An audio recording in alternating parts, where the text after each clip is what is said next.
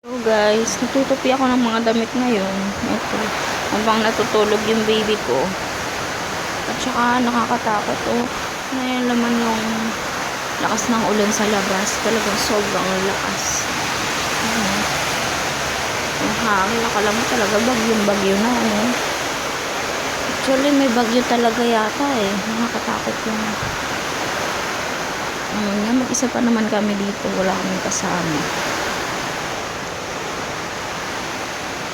Dito pa naman kapag malakas yung ulan, bumabaha.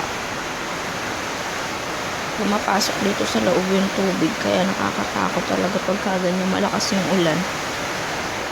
Lalo lang tulog na tulog yung baby ko. Nakakapagtupi-tupi ako.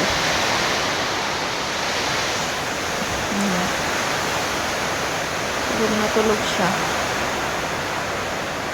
Papalitan ko pa siya ng damit mamaya paggising niyo.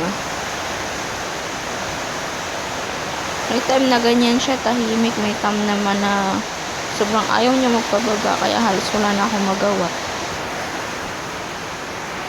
Sige guys, bye. Mamaya na lang.